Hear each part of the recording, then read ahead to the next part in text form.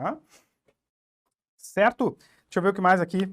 Professor Jean Pegoraro, dale, irmão, dale, colega, tudo bem? Todas as aulas do professor são fantásticas, assistam todas as de radioatividade que são maravilhosas. Oh, dale, poxa, um elogio desses aí, fico até meio sem jeito aqui. Obrigadão, irmão, valeu mesmo. Quem foi nesse lugar da pata de elefante nem deve estar vivo. Tá sim, Victor. Embora os níveis de radioatividade sejam altos, não dá para ficar ali mais do que, de repente, se não me engano, não dá para ficar ali mais de 1 hora ou de 50 minutos. Então, quem entrar ali, ficar ali, sei lá, tirando foto por alguns minutos e ir embora, não vai ficar contaminado com radioatividade. Você vai ficar exposto à radioatividade, e é isso que eu vou comentar agora na segunda parte do nosso webinário. Você vai ficar exposto à radioatividade, mas não vai ficar radioativo, você não fica contaminado. Então, aquele ambiente tem um nível de radioatividade mais alto e você tem um tempo, dependendo do nível de radioatividade do local, você tem um determinado tempo para acumular uma radiação, uma dose radioativa, que não vai ser prejudicial à sua saúde. Então, fica ali, sei lá, 1 hora e vai embora. Fica ali 15 minutos e vai embora. Quanto mais elevado for o nível de radioatividade de um local, menos tempo você pode ficar lá, a ponto de não deixar uma dose de absorção de dose radioativa chegar ao ponto de te causar algum problema de saúde, tá? Então nosso corpo pode ficar submetido a nível de radioatividade mais alto do que os naturais. O que vai depender é o nível de radioatividade, a intensidade e o tempo que você fica lá exposto. Então, se é muita intensidade de radiação, você tem que ficar pouco tempo lá. Se os níveis de radioatividade são baixos, você pode ficar muito tempo lá, tá? E o que acontece naturalmente é que os níveis de radioatividade naturais são bem baixos e a gente fica o tempo que a gente quiser, né? Então tá tudo certo, tá? A gente fica o tempo que a gente quiser e é o tempo que a gente vive mesmo, tá? Agora, lá onde está a pata de elefante, os níveis de radioatividade são bem elevados e quem for lá visitar, ou técnicos que já passaram por lá e tal, não podiam ficar lá muitos minutos, tá? E não ficar muitos minutos significa, você não vai acumular uma dose, né, não vai receber uma dose de radiação que seja suficiente para te causar algum problema de saúde, tá? Então o corpo, ele resiste legal a isso, ele se recupera também, se tiver alguns níveis de efeitos ali, ele também se recupera, tá? Eu vou falar aqui sobre os riscos aqui, esses problemas. Certo, Victor? Obrigado pela pergunta, mano. Tá? Obrigado pela pergunta mesmo. Tá vivo, sim. Inclusive aqui, ó. Cadê? Não vou conseguir mostrar agora. Mas aqui nesse ambiente de pata de elefante aqui, que essa região aqui, eles, enfim, inundaram e tudo mais, se não me engano, tá inundada. Teve gente que já visitou aqui.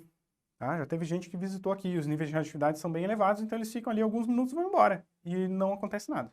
Tá? Você também não sente nada. Certo? Não sente nada. Isso é que é o mais louco da radioatividade. Nós não temos nenhuma sensibilidade direta no corpo para ela. Então a gente não sabe o que está recebendo, a gente está ali com equipamentos de medição. Tá? E isso é que é doido. Certo? Isso é muito doido. Deixa eu ver aqui. Messi, dizem que o engenheiro responsável levantou as hastes de boro para gerar mais energia. Conte-me. Ácido bórico para gerar mais energia. Você diz o engenheiro responsável lá da época do acidente. Tá? Então, assim, eu vou montar uma aula mais detalhada sobre o acidente, eu vou contar lá passo a passo o que aconteceu. Mas, basicamente, o núcleo do reator ele tem barras de combustível, que são praticamente fixas, e barras de contenção, que são capazes de parar a ação do combustível e ir resfriando o reator. Tá? E o que aconteceu lá é que eles deixaram superaquecer aquela região das barras de combustível, e aí elas incharam, né, dilataram, todo o material que estava em volta ali no núcleo também dilatou termicamente, e o efeito da dilatação térmica não deu para encaixar mais as barras de contenção, porque as barras de contenção, se elas descem totalmente, elas vão desligar, desativar o reator. E quando elas foram descer, elas não desceram, elas trancaram, elas não encaixaram mais ali para encaixarem até o fundo. Então aquilo ali continuou superaquecendo.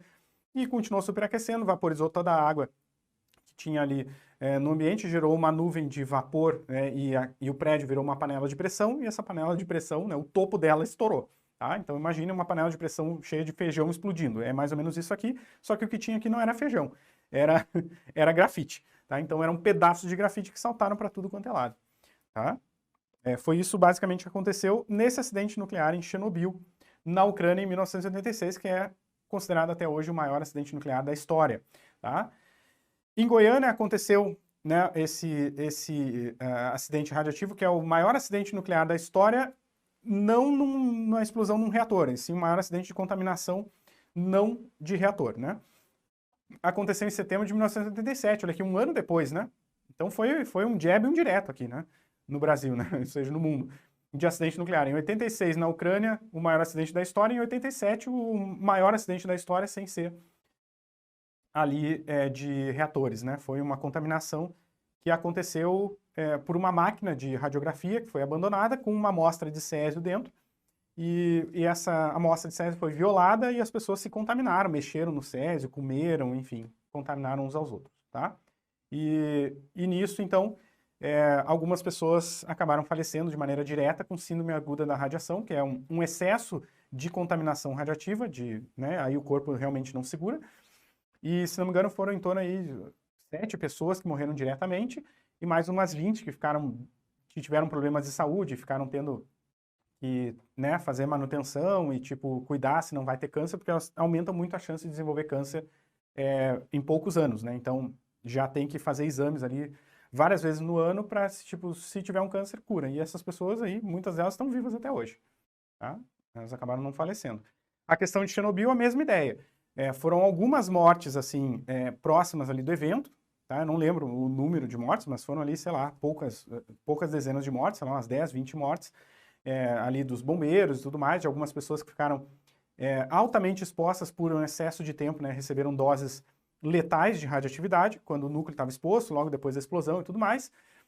Depois que foi contida, esse material radioativo que também se espalhou pela região e depois se espalhou, né, aumentando os níveis de radioatividade por vários países, inclusive, né, mais para o meio da Europa, para o norte da Europa também. Enfim, aumentou, não matou ninguém diretamente, mas sim causa problemas, por exemplo, de desenvolvimento de fetos. Então, tiveram casos de fetos com má formação congênita, tiveram algumas situações de abortos de fetos que morreram, tiveram também aumentos de casos de câncer com o passar dos anos. Tá? Então, sim, é uma coisa completamente horrível um acidente nuclear do tipo de Chernobyl, né? Foi realmente considerado uma área da história. Em 2011 aconteceu em Fukushima, no Japão, aquele grave acidente também de contaminação, onde nós tivemos lá 2 reatores que estouraram, se não me engano foram 2 reatores que estouraram, e também eles afundaram o suficiente no solo para espalhar material radioativo para dentro do mar. E aí esse material radioativo foi detectado, inclusive, do outro lado do Pacífico, né? Então teve muita contaminação radioativa aí na região de Fukushima, mas foi também rapidamente contida, então eles fizeram todo um sistema de contenção para parar de vazar, né, a radioatividade lá da região, inclusive já tem regiões próximas de Fukushima que já tem pessoas voltando a morar, tá? E em Fukushima eu desconheço se teve alguma morte direta de Fukushima, teve um problema da radiação toda, né? E algumas pessoas ficaram contaminadas, enfim, elas precisam ficar em constante observação, porque elas podem desenvolver câncer, enfim, antecipar um câncer na vida delas, né? Talvez um câncer que elas fossem ter lá para o fim da vida vai antecipar para os 30 anos. E ali você tem que ficar esperto para não deixar esse câncer, né, levar a pessoa embora. Tá? Inclusive, se não me engano, tiveram sobreviventes aí da explosão nuclear, inclusive lá do Japão, lá de Hiroshima, Nagasaki, né, que ficaram submetidos a níveis de radioatividade também muito intensos, que desenvolveram vários cânceres na vida, vários tumores na vida, mas como eles já sabiam que tinham essa chance elevada de desenvolver câncer, eles fizeram exames, fizeram tratamentos e se curaram de todos os cânceres e morreram de velhinho, né? Teve uns aí que morreram agora há pouco aí, nesses últimos anos. Tá? Então morreram super velhinhos. Mas é isso, né? Não é legal, né? Não é legal. Tá? Aqui é uma foto lá de Fukushima, que teve lá a central de Fukushima lá. Tinham 10, se não me engano, uns 10 reatores aqui em Fukushima e foram 2 que estouraram por problemas de projeto. Então era um projeto completamente defasado para a região, né, que não podia estar naquela região lá. Aqui são alguns técnicos utilizando medidores de radioatividade. Esses aqui são chamados de contador Geiger ou sensor Miller, né, os Geiger-Miller, que são detectores de radioatividade, certo?